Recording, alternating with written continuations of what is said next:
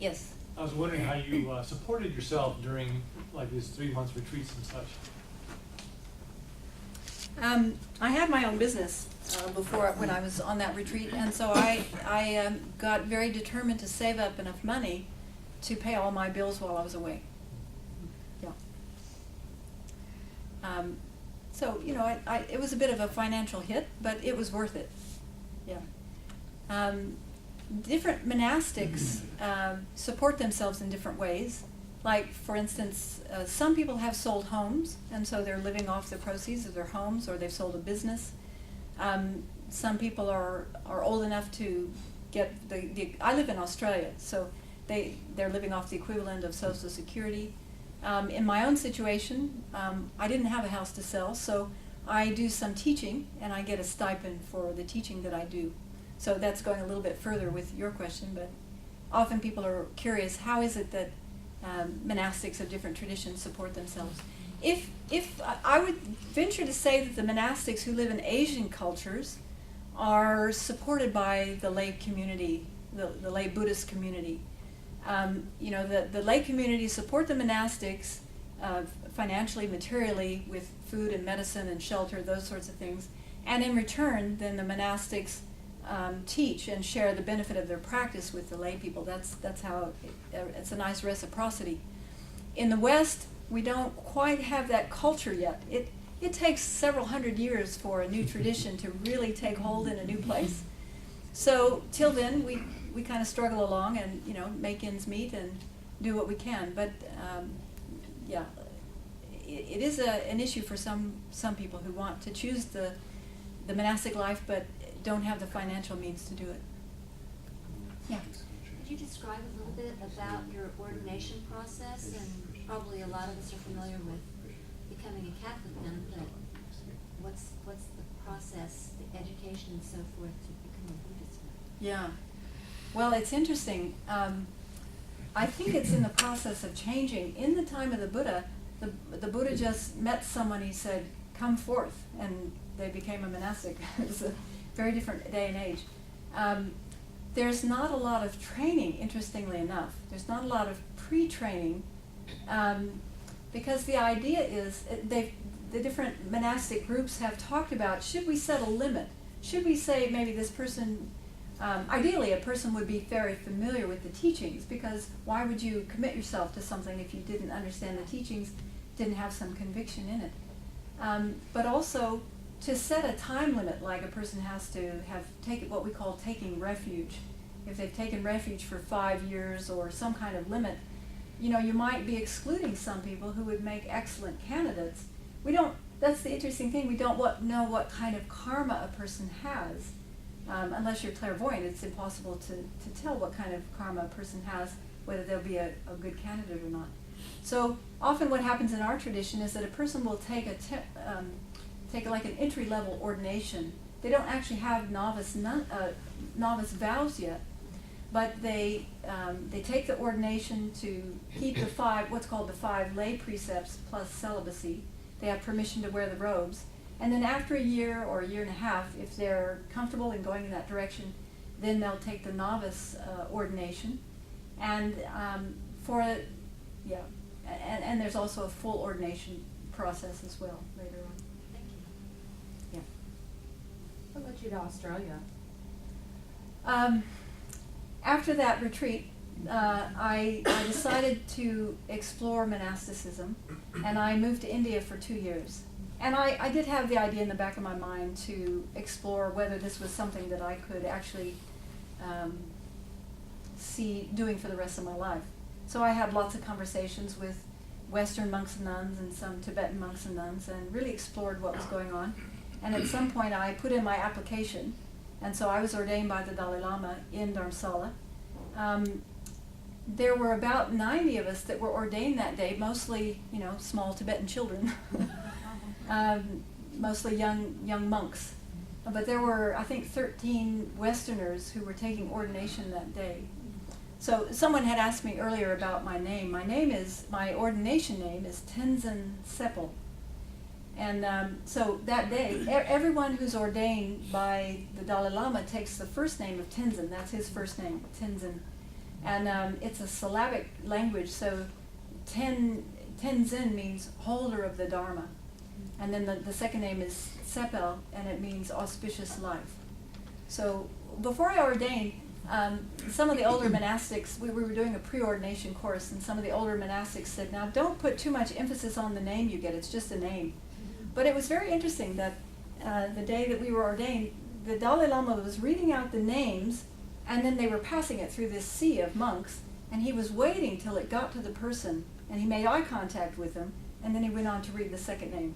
So I feel very confident that he had intention with each name that he gave each person in that room that day.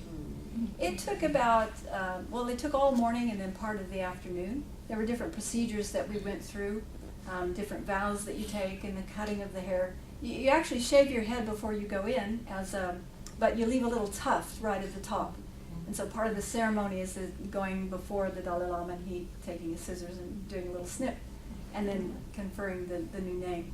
So when a person ordains, they change their dress, they change their name, and they change their attitude. Most importantly, they change their attitude. That, this is now the main focus of my life, is to accomplish the goal of this tradition, enlightenment, so that I could be of greatest benefit to all living beings. Yeah. How does one get started in Buddhism?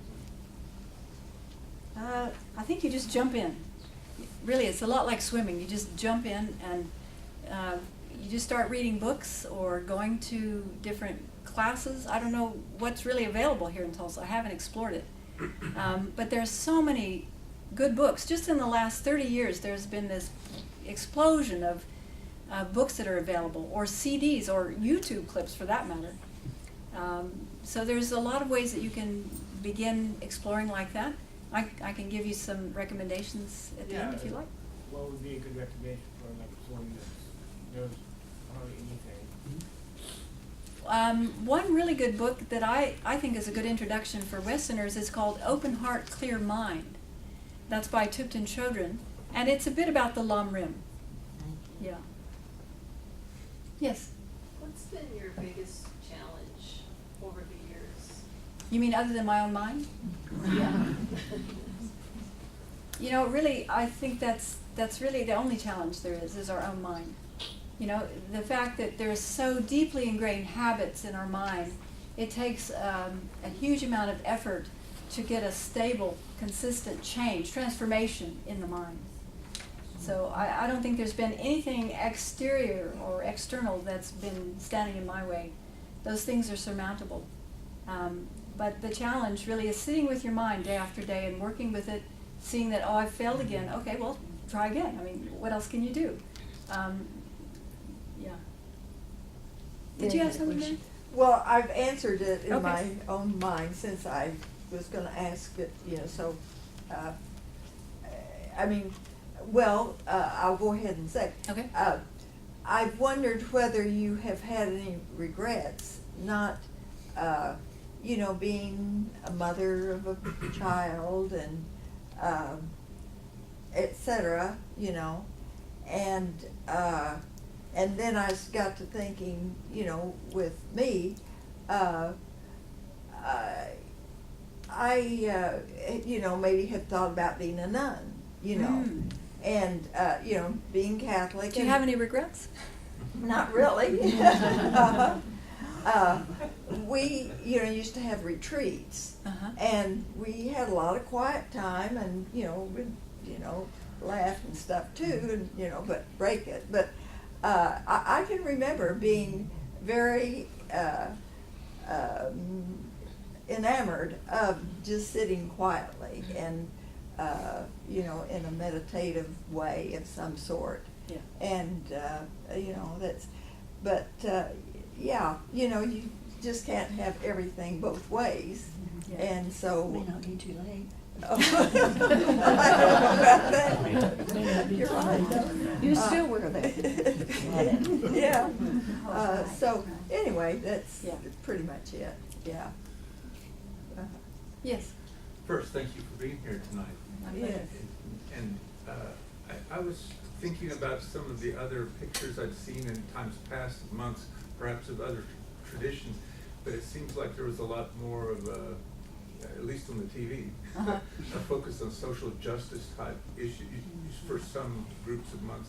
In particular, I remember seeing some monks that were protesting and burning themselves, and I was trying to reconcile that Right. with what you were talking about earlier. Yeah. Perhaps you could speak about that. You know, I think one of the strongest images that a lot of people have seen is, it was during the Vietnam War. Yes. There was a Vietnamese monk who self-immolated, and it was, I don't know a lot about that story, but it wasn't against the war, it was against the injustice of the Vietnamese government towards monastics at that time. There must have been I should research it to know more about it. In the Buddhist tradition, there's a huge reverence for all life. You know, there's an emphasis on non-harm for all life, not just humans, but all life. And so it would be contradictory to encourage people to take their own life. That would never be encouraged.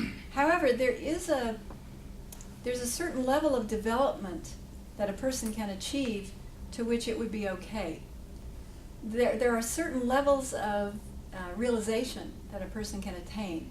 One of the unique features of the Buddhist tradition is this emphasis on emptiness, realizing, developing wisdom that realizes the subtle nature of reality.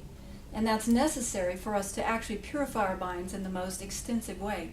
And when a person has developed that very subtle wisdom realizing emptiness and had a perceptual realization of that, they have a very different relationship with their bodies from then on.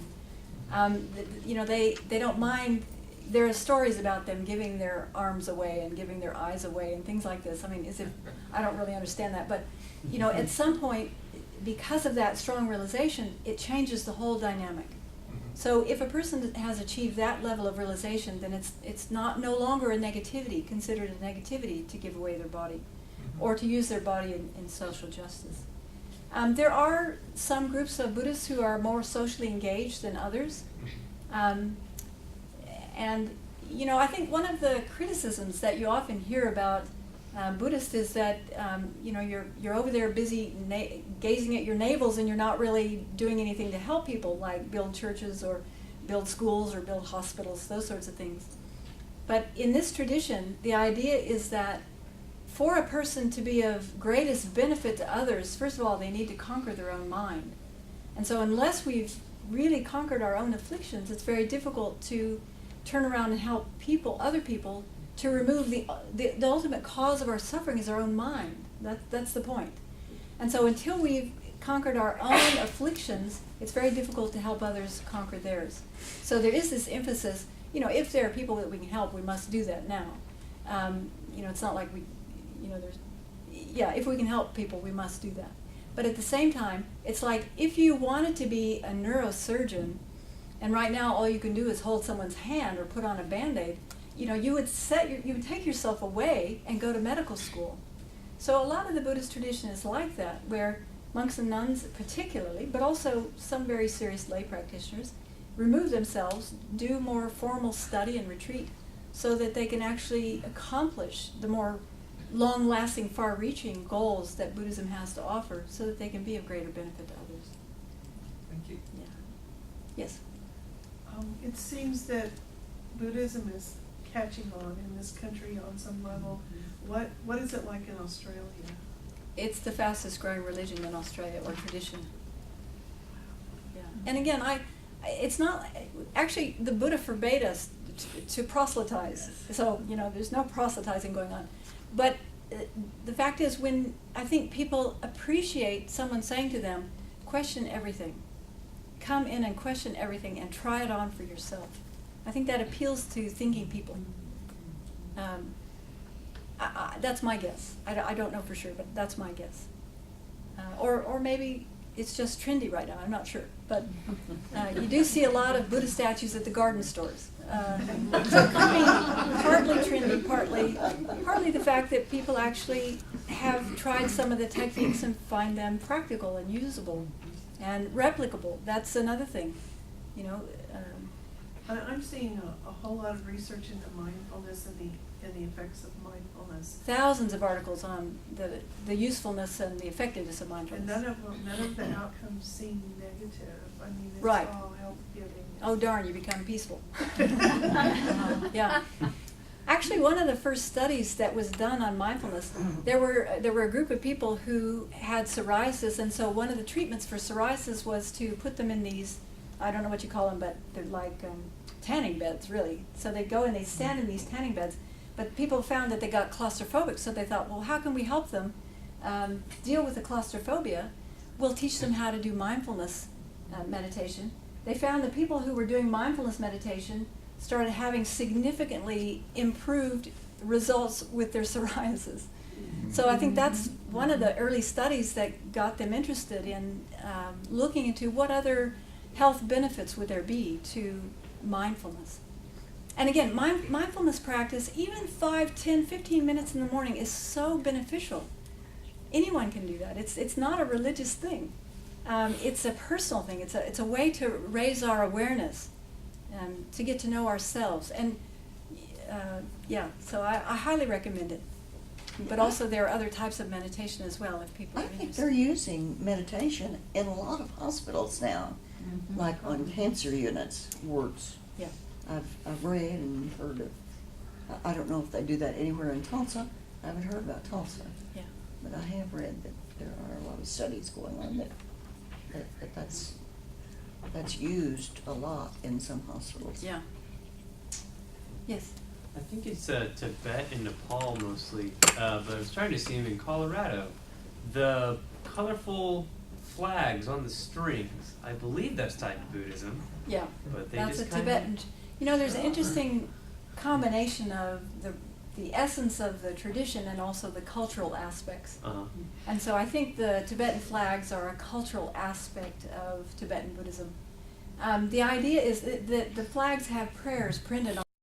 And the idea is that when the wind touches those flags, that carries those prayers and then will influence whatever living beings it touches. I don't know. I'm a little skeptical about that because really, if it comes back to my mind is creating my happiness and my suffering, then how does wind touching me affect me? It's a little. I think there's something more to understand about that. But yeah, you see there's lots of paraphernalia in every tradition. Yeah. There is a book that I Train Your Mind, Change Your Brain. Yes. But also Beautiful the book. Dalai Lama and, well, a couple neuroscientists began, and they went to the Dalai Lama, and that I would recommend that book for anybody to Say the read. name again. I always Train Train Your Your Brain. Mind, Change Your Brain. Train your And mind, it comes change out of your the brain. it's written by the science editor who was with one of the magazines. And Yeah. it's really good writing, good information on but these neuroscientists, they first got together and then they decided to go to the Dalai Lama and see if he was interested. And I think they started in the 80s, Yes. late 80s. I think they're up to their 14th or 15th Yeah, conference yes, now. and now it's open to anybody that wants to, but it was really because the neuroscientists, when they were talking to people, they wanted to be sure that other neuroscientists, that they were open to change and to Yeah. new things. And it took a while to do that. Yeah. And so in the book, I'm rereading it again for about the third time. Wonderful. And there's just tremendous things if we change our attitude and concentrate on our mindfulness and Yeah. all of this, so, Yeah. and it can change outcomes. Yes, It definitely. does. Yeah. The Dalai Lama has sat with many groups of scientists of different traditions, different specialties, or Right. yeah. It's And fascinating. yes, they often comment on how astute he is on picking up on the main points, and also he pushes them in their research to go in different areas. You know, there was so much research on negative states of mind for years, and finally he said, why isn't somebody studying positive states of mind? Right. So a fellow named Dr. Richard Davidson started studying Right. compassion at the University of Wisconsin. Now there's a really good bolus of information on the positive outcomes of a positive state of mind like compassion. Yeah, again, like I said, we're very lucky to live in this day and age where scientific studies are corroborating and supporting what religious leaders have said for centuries, right? And they especially have wanted to have, those neuroscientists and Mind Life Institute, to have conversations with Buddhists, and I think the Dalai Lama has helped facilitate that. Yeah. Suzanne, did you have some questions? I think you've answered so many of them. Okay.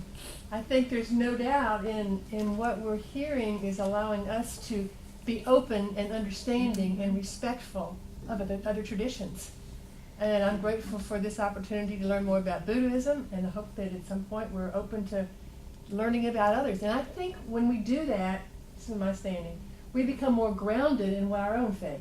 We do. Right. I mean, I think there's that, it provides that opportunity. Yep. So that's my question. Are there other questions? One more back here.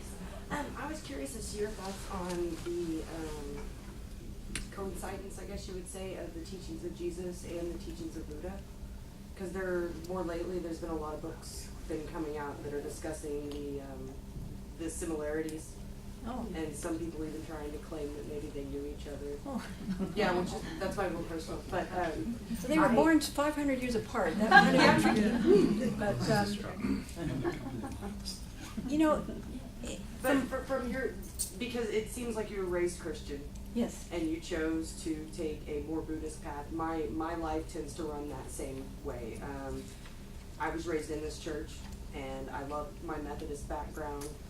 I believe in God, Jesus, Holy Spirit, but at the same time, I tend to incorporate a lot of Buddhist teaching into my life. Mm-hmm. And I know that there are certain sectors that do have like a